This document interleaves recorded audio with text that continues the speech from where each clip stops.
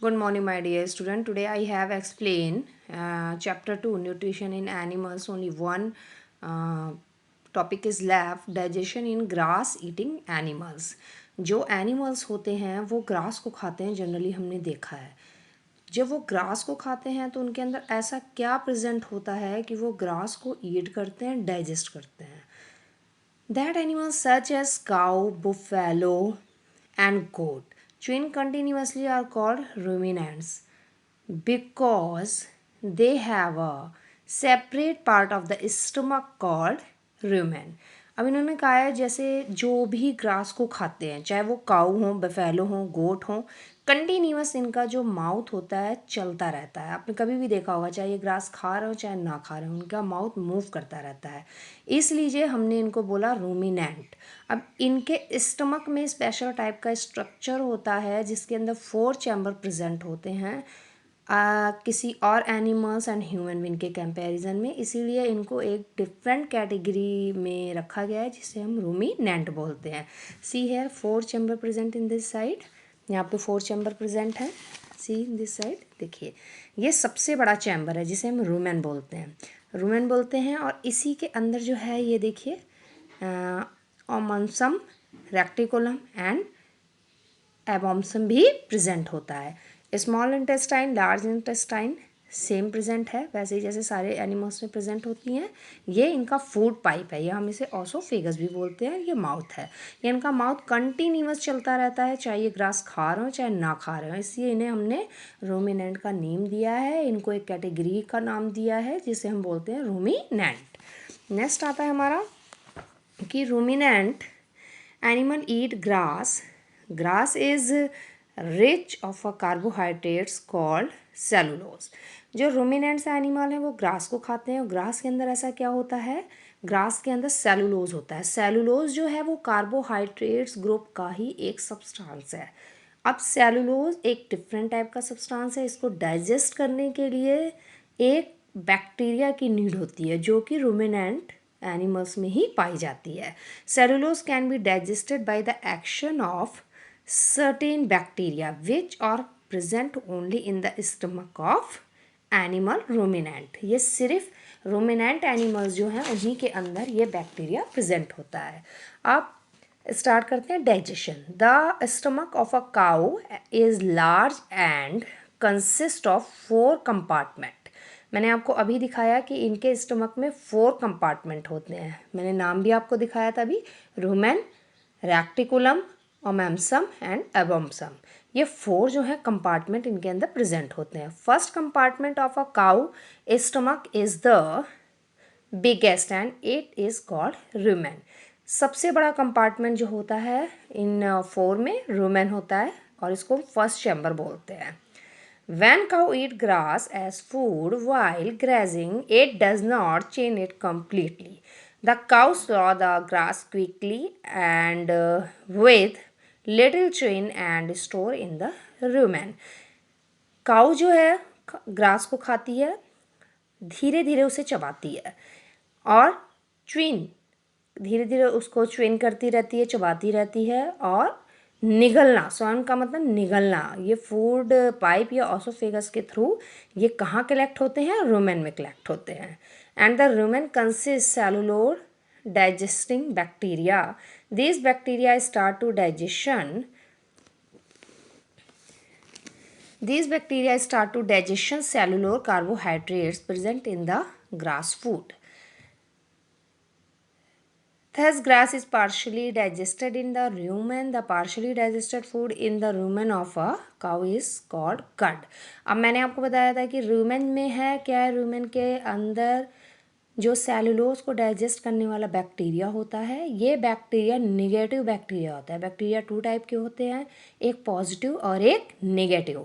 Negative bacteria होता है, इसके एग्जाम्पल जो हैं एसिटोबैक्टर, एग्रोबैक्टीरियम, ये सारे के सारे ये बैक्टीरिया हैं जो कि सेलुलोज को ब्रेक करते हैं. अब जैसे सेलुलोज ब्रेक हो गया, पार्शली ब्रेक होता है, फुली ब्रेक नहीं होता है. ये बहुत ही स्ट्रॉन्ग सब्सटेंस होता है जो कि कार्बोहाइड्रेट ग्रुप से बिलोंग करता है. अब इन्होंने इसको थोड़ा सा ब्रेक कर दिया, जैसे ही बैक्टीरिया की हेल्प से सेलुलोज ब्रेक हुआ, जो कि ग्रास में या ग्रीन लीफ में प्रेजेंट था, इस प्रोसेस को हमने क्या बोला? कड. आफ्टर सम टाइम द कड from rumen is brought back to the mouth of a cow is a small amount at a time. The cow now chewing the cud thoroughly. अब जो जिस प्रोसेस को हमने कड बोला था उसके थ्रू क्या हुआ? थोड़ा सा पार्शली डाइजेस्ट हुआ. अब काऊ क्या कर रही है? कोई ग्रास बाहर से नहीं ईट कर रही है. फिर ये क्या होगा? ऑसोफेगस के थ्रू या फूड पाइप के थ्रू फिर उसके माउथ में आ जाएगा और फिर वो उसे च्विन करना स्टार्ट कर देती है. च्विन करने के बाद यानी कि कट का प्रोसेस फिर स्टार्ट हो जाता है. च्विन जैसे काऊ ने किया, फिर वो ऑसोफेगस के थ्रू या फूड पाइप के थ्रू फिर रूमेन में जाएगा. रूमेन में जाके बैक्टीरिया इसे फिर ब्रेक करेगा. वहाँ पे ये कम्प्लीटली ब्रेक होता है. And the process by which the curd is brought back from the stomach to the mouth of the animals and curd again is called rumination. All the animals which chew the cud are called ruminant. दोबारा इसे वो च्विन कर रहे हैं, इसलिए हम इन्हें ruminant का नाम दे रहे हैं. The chewin and does not go back to the rumen. The thoroughly chewed cud now go into the other compartment of the cow stomach and then into the small intestine for completely digestion and absorption. अब क्या हुआ? च्विन के through कड वाला process 2 बार हो गया. उसके बाद क्या करेगा? ये जो है रिमेन से होता हुआ ऑम्सम में, ऑम्सम से होता है एबॉम्सम में जाएगा, जहाँ पे ये कम्प्लीटली ब्रेक हो जाएगा इसका सेलुलोज. अब इसके बाद इनके अंदर क्या स्टार्ट होता है? एब्जॉर्प्शन. अब जैसे ही इनके अंदर एब्जॉर्प्शन शुरू हुआ, जैसे अममसम का रेक्टिकुलम का पहले हम वर्क एक्सप्लेन करेंगे. रेक्टिकुलम में क्या होगा कि from the rumen the partially digested food goes into the reticulum, hence food is a further soften. अब इस यहाँ पर भी बैक्टीरिया या एंजाइम्स प्रेजेंट होंगे जो उसे सॉफ्ट करेंगे. The partially digested food is called the कड, पहले हम बता चुके हैं. इसके बाद क्या होगा? अममसम में जाएगा. The thoroughly chewed food now enter the omasum. Here excess water present in the food is absorb. जो फूड के अंदर एक्सेस वाटर प्रेजेंट है वो इसे एब्जॉर्ब कर लेगा.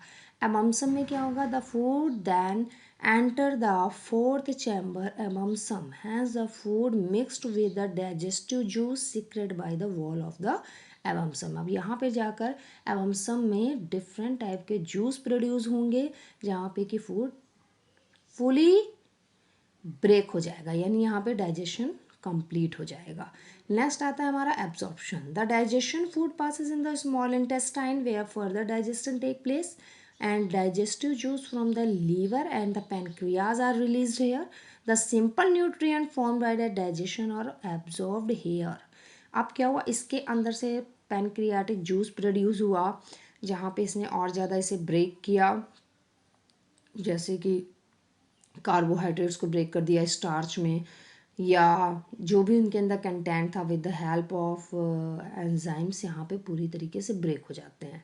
एसिमिलेशन में क्या हुआ? The absorb nutrient are transfer to various organs through blood where they are use to synthesize useful product. अब इन्होंने कहा कि जो यूजफुल प्रोडक्ट था वो क्या हुआ कि हमारे ब्लड में कन्वर्ट हो गया और ब्लड वेसल से होता हुआ पूरी बॉडी में मूव करेगा. इन इजेशन क्या है? The digested food then enter the large intestine where water is absorbed. Undigested food is finally excreted out of the body through anus. क्या हुआ कि इसके अंदर जो लार्ज इंटेस्टाइन थी उसने वाटर को एब्जॉर्ब कर लिया, और जो अनडाइजेस्टेड फूड था वो एक्सक्रिएशन उसका हुआ एनस के थ्रू, बॉडी के बाहर ये रिमूव हो गया. Animals such as a horse and rabbit have a large sac like structure called the caecum present and the junction of the large and small intestine. ये एक हॉर्स और rabbit का यहाँ पे कैरेक्टर बताया गया है, जिनमें के अंदर सैक लाइक स्ट्रक्चर होता है जिसे कैल्सिकम बोलते हैं. और ये क्या करता है? लार्ज एंड स्मॉल इंटेस्टाइन में ये प्रेजेंट होता है और the capsicum contain bacteria which break down cellulose, और ये क्या करते हैं, इनके अंदर भी बैक्टीरिया प्रेजेंट होता है, सैक लाइक स्ट्रक्चर है, और ये सेम वैसे ही ब्रेक करते हैं जैसे कि काऊ के अंदर होता है.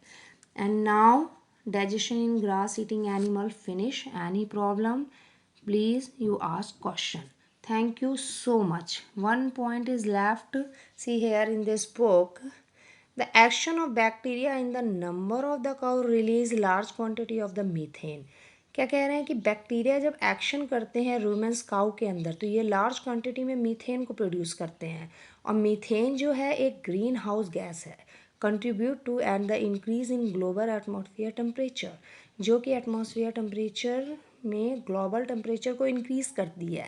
दिस कॉजेज क्लाइमेट चेंज, जिससे क्लाइमेट चेंज होता है. Dairy farming is a major global industry and so huge amount of the methane are produce. कह रहे हैं जहाँ पे डेयरी प्रोडक्शन लगाया जा रहा है वहाँ पे बहुत ज़्यादा ग्लोबल एटमॉस्फेयर के टेम्परेचर को चेंज करते हैं. Some time have found that methane production in cow can be reduce by including red algae seaweed in their diet.